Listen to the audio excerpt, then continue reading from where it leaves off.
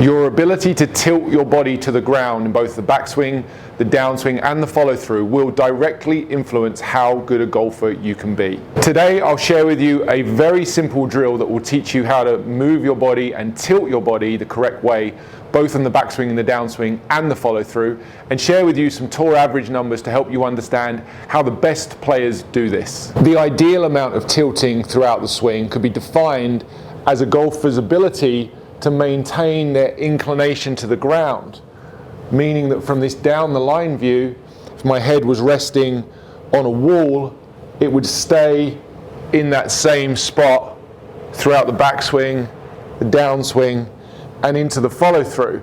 Now there's some room for a little bit of movement, but generally speaking that would be defined as the correct amount of tilting to maintain this inclination to the ground. Conversely, if you struggle with your ball striking and you watch your swing on video, if you're raising up during the backswing or dipping down too much in the backswing, you're not maintaining the correct levels of tilting. Equally, on the downswing, golfers who start to stand up too much, turn their shoulders too level to the ground, are all going to struggle with any sort of consistent ball striking, because it's the tilting to the left on the backswing and to the right on the follow through which defines this great game that we play. The ball is down on the ground, and in order to reach that golf ball, you've got to tilt your body to the left on the backswing and to the right on the follow through, and the amount that you do that matters. So here is a very simple exercise to help you understand how to learn how to tilt yourself correctly on the backswing and the downswing into the follow through. Take a couple of tour sticks. Most of you will have seen these things. I would imagine many of you even own them. They're pretty uniform in terms of their length. I measured these at 48 inches, which is 4 feet or 1.2 meters. These are all, as I say, fairly uniform. You're going to take one of these and pop it through your belt loops, evenly distributed from left to right. And then the second one you're going to take and place it across your shoulders and bend forwards as if you're in your golfing posture. And as you make a backswing, you're going to tilt this stick down towards the ground, the one that's across your shoulders, and the one that's across your hips should also form a very slight tilt to the left at the top of the swing. And that's a function of how I move my knees. So you'll notice as I turn from this front view, I turn my shoulders and I turn my hips. I stay very centered. I let my left knee flex and my right knee straighten.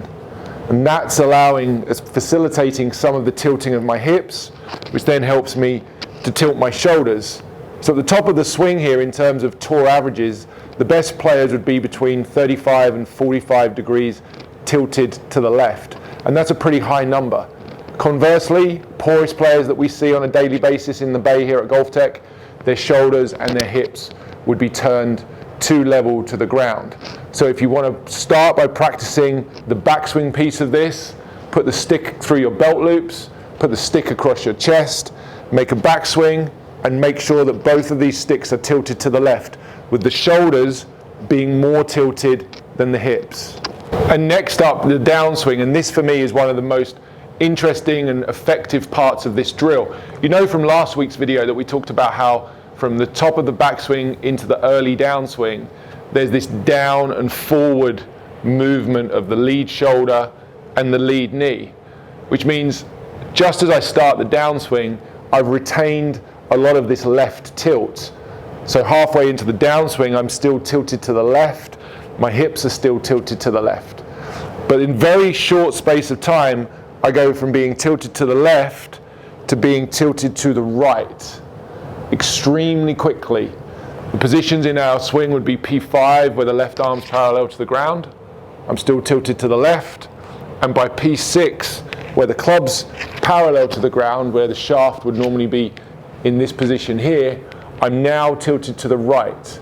I've gone from about 35 degrees of left tilt with my shoulders to about 12 to 15 degrees of right tilt. 35 of left tilt to 10 to 15 of right tilt. That's a 45 degree shift in the tilting. And that continues to increase and become more as I move through the ball. And the best thing about this exercise, and what I want you to do, is as you move down into and through impact, I want you to get this shoulder stick to touch the hip stick. So I go up, I stay in my left tilt as I start down.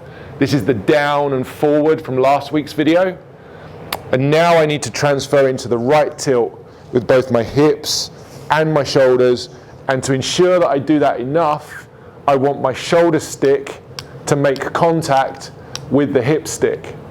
If my shoulders were too level to the ground and I turned through like this, the shoulder stick would never reach the one on my hips. So to make sure I'm tilting sufficiently to the right, which the best players do the most in the follow through, where the arms and the shaft are parallel to the ground, as much as 45 to 50 degrees of right tilt. In order to ensure I create that, I'm going to get my shoulder stick here to make contact with the hip stick. So now we have backswing, downswing, initial downswing where I stay in my left tilt, and then very quickly transfer into the right tilt, get the hip stick and the shoulder stick to touch, and I finish in this position right here where my shoulders and my hips are both tilted to the ground. This would mirror this position 8 position in the follow through, where the arms and club are parallel to the ground. So once you've understood what that feels like, you should be able to make backswings, downswings, and follow throughs, maintaining this inclination to the ground, hitting the ball more consistently, more solidly than you have before. That's absolutely perfect strike, right out the middle.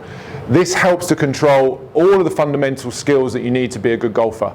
It helps to control the low point where your club hits the ground, because if you're turning around a more stable inclination to the ground, the bottom point, the bottom part of this swing should be more consistent, more repeatable. It also helps with you controlling the direction of your shot, because once again, turning around a stable inclination helps your swing to conform to the more neutral geometry of the grid that we tried to swing on.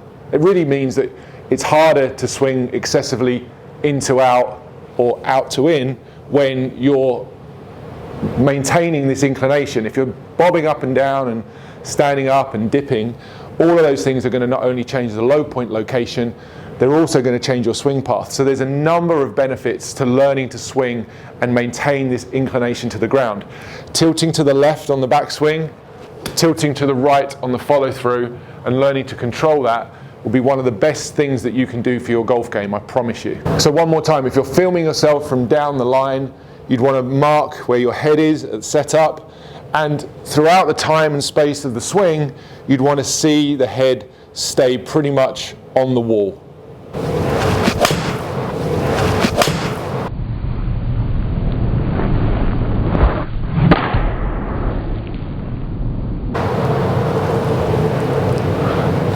As I say, the best players in the world demonstrate that trait. You watch good players, they're not standing up and dipping down. They're turning around a fairly stable axis from the front view and a pretty consistent inclination from the down the line view. Try that exercise, put the two sticks in play, work on the backswing pivot, and then on that downswing pivot, try to get that shoulder stick steep enough that it touches the hip stick. That's really going to start to train the correct amount of rightward tilt that you need as you come through the ball, and it's going to help you to emphasize and really exaggerate those feels which most likely, and from what I see on a daily basis, most of you struggle with. So there's a really simple but effective exercise to help you understand the tilting on both the backswing, the downswing, and as importantly as anything else, into the follow through. Most of you won't realize the importance of that right tilt into the finish, and it's the one area of the swing that I see most amateur golfers are deficient in, and it causes you so many issues with your ball striking and your shot control. If you enjoyed today's video, guys, please do go ahead and hit the like button. It really helps the video to be seen by more people.